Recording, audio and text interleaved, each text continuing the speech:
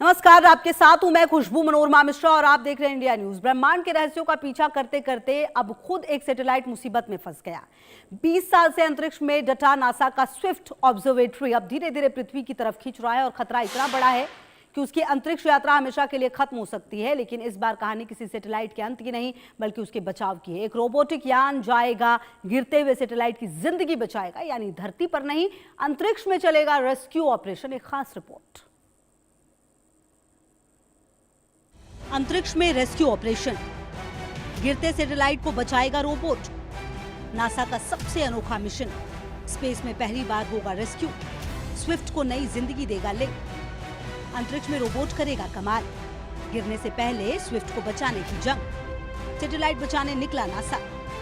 जब रोबोट बनेगा सैटेलाइट का रक्षक। अंतरिक्ष में ऑपरेशन स्विफ्ट, धरती नहीं स्पेस में रेस्क्यू ऑपरेशन। धरती पर तो आपने फायर ब्रिगेड, एम्बुलेंस और रेस्क्यू ऑपरेशन कई बार देखे होंगे, लेकिन क्या कभी सुना है कि अंतरिक्ष में भी किसी बुजुर्ग सैटेलाइट को बचाने के लिए रेस्क्यू मिशन चलाया जाए?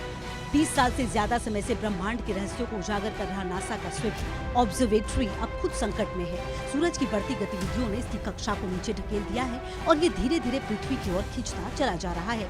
लेकिन नासा ने इसे खत्म होने के लिए नहीं छोड़ा। अब एक रोबोटिक अंतरिक्ष यानी लाखों किलोमीटर दूर जाकर इस गिरते सैटेलाइट को पकड़ेगा, उसे नई ऊंचाई देगा और फिर उसकी जिंदगी बढ़ा देगा। अंतरिक्ष के इतिहास में पहली बार होने जा रहा अनोखा स्पेस रेस्क्यू ऑपरेशन। आखिर है क्या स्विफ्ट? स्विफ्ट नासा की एक अंतरिक्ष वेधशाला है। इसे 20 नवंबर 2004 को लॉन्च किया गया था। इसका काम ब्रह्मांड में होने वाले बड़े धमाकों को खोजना है। ये धमाके गामा रे बर्ड्स कहलाते हैं। स्विफ्ट में 3 शक्तिशाली टेलीस्कोप लगे हैं। ये ब्लैक होल और मरते हुए तारों का अध्ययन करता है। इसने 20 साल में कई बड़ी वैज्ञानिक खोजों में मदद की है। इसकी उम्र सिर्फ 2 साल मानी गई थी, लेकिन यह आज भी काम कर रहा है। अब नासा इसे गिरने से बचाने के लिए खास रोबोटिक मिशन चला रहा है। स्विफ्ट की परेशानी किसी तकनीकी खराबी से नहीं बल्कि सूरज की बढ़ती ताकत से शुरू हुई है। 2024 में सूर्य अपनी गतिविधियों के चरम पर पहुंचा। सोलर फ्लेयर्स और सौर तूफानों ने पृथ्वी के ऊपरी वायुमंडल को गर्म कर दिया। इससे वातावरण फैल गया और लो अर्थ ऑर्बिट में मौजूद सैटेलाइट्स पर घर्षण बढ़ गया। आखिर खतरा क्यों पैदा हुआ? स्विफ्ट सैटेलाइट धीरे धीरे पृथ्वी के करीब आ रहा था। इसकी कक्षा लगातार नीचे हो रही है। इसकी वजह से सूरज की बढ़ी हुई गतिविधियां हैं। 2024 में सूर्य बहुत ज्यादा सक्रिय हो गया था। इससे अंतरिक्ष में सौर तूफान आए। सौर तूफानों से पृथ्वी का ऊपरी तापमान फैल गया।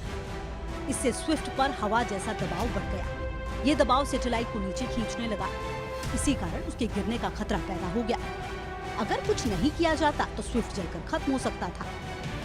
यानी जिसने वर्षों तक ब्रह्मांड को देखा उसका अपना भविष्य धुंधला होने लगा था। सामान्य परिस्थितियों में नासा किसी पुराने सैटेलाइट को उसकी उम्र पूरी होने पर वायुमंडल में प्रवेश करने देता है, लेकिन स्विफ्ट कोई साधारण मिशन नहीं है। 20 साल बाद भी इसके उपकरण शानदार ढंग से काम कर रहे हैं। इसके टेलीस्कोप आज भी वैज्ञानिकों को ऐसी जानकारियां दे रहे हैं जो किसी नए मिशन से तुरंत हासिल नहीं हो सकती। नासा के सामने 2 रास्ते थे। पहला स्विफ्ट को खत्म होने देना, दूसरा उसे बचाकर फिर से नई जिंदगी देना। एजेंसी ने दूसरा रास्ता चुना क्योंकि इससे न केवल स्विफ्ट का वैज्ञानिक जीवन बढ़ेगा बल्कि भविष्य में अंतरिक्ष में सर्विसिंग तकनीक को भी नई दिशा मिलेगी। यहीं से शुरू होती है अंतरिक्ष की सबसे दिलचस्प कहानी। नासा ने अमेरिकी स्टार्टअप कैटलिस्ट स्पेस इसकी जिम्मेदारी सौंपी कि वो एक रोबोटिक अंतरिक्ष यान तैयार करे जो स्विफ्ट को बचा सके। इस यान का नाम है लिंक। कैसे बचाएगा स्विफ्ट? लिंक एक खास रोबोटिक अंतरिक्ष यान है। इसे नासा के लिए बनाया गया है। इसका काम स्विफ्ट सैटेलाइट को बचाना है। ये अंतरिक्ष में स्विफ्ट के करीब पहुंचेगा। लिंक में 3 रोबोटिक भुजाएं लगी हैं। ये भुजाएं स्विफ्ट को पकड़ने का काम करेंगी। पकड़ने के बाद लिंक उसे ऊंची कक्षा में ले जाएगा। इससे स्विफ्ट के गिरने का खतरा टल जाएगा। मिशन पूरा होने पर लिंक स्विफ्ट से अलग हो जाएगा। लिंक का काम बेहद मुश्किल है। उसे पृथ्वी से सैकड़ों किलोमीटर ऊपर पहुंचकर तेज गति से घूम रहे स्विफ्ट के बिल्कुल करीब जाना होगा। धरती पर यह काम आसान लग सकता है, लेकिन अंतरिक्ष में यह किसी उड़ती हुई गोली को दूसरी गोली से पकड़ने जैसा है। इस मिशन का लॉन्च भी किसी फिल्मी दृश्य से कम नहीं। लिंक को सीधे जमीन से नहीं भेजा जाएगा। इसके लिए विशाल विमान का इस्तेमाल किया जा रहा है। नॉर्थरॉप ग्रुमन का स्टार गैरेज विमान करीब 40,000 फीट की ऊंचाई तक जाएगा। वहीं हवा में उड़ते हुए विमान से पेगासस एक्सेल रॉकेट छोड़ा जाएगा। इसके बाद रॉकेट अपने इंजन जलाकर लिंक को अंतरिक्ष की ओर ले जाएगा। खराब मौसम की वजह से लॉन्च कई बार टल चुका है, लेकिन नासा इस मिशन को जल्द से जल्द पूरा करना चाहता है क्योंकि स्विफ्ट की कक्षा लगातार नीचे आ रही है। मिशन में सबसे बड़ी चुनौती क्या है? स्विफ्ट को अंतरिक्ष में पकड़ना इस मिशन की सबसे बड़ी चुनौती है। स्विफ्ट बहुत तेज गति से पृथ्वी का चक्कर लगा रहा है। लिंक को उसके बिल्कुल करीब पहुंचना होगा। अंतरिक्ष में जरा सी गलती भी बड़ा नुकसान पहुंचा सकती है। स्विफ्ट को सर्विसिंग के लिए डिजाइन नहीं किया गया था। उससे जुड़ने के लिए कोई खास पोर्ट नहीं है।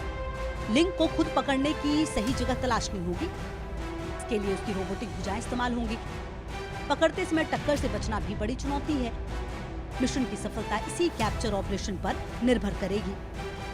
धरती पर कोई वस्तु पकड़नी हो तो हम रुक सकते हैं, संतुलन बना सकते हैं और दोबारा कोशिश कर सकते हैं, लेकिन अंतरिक्ष में हालात अलग होते हैं। वहाँ दोनों यान हजारों किलोमीटर प्रति घंटे की गति से पृथ्वी का चक्कर लगा रहे होते हैं। ग्रेविटी बेहद कम होती है और मामूली टक्कर भी गंभीर नुकसान पहुंचा सकती है। यही वजह है कि लिंक को सेंटीमीटर स्तर की सटीकता के साथ काम करना होगा।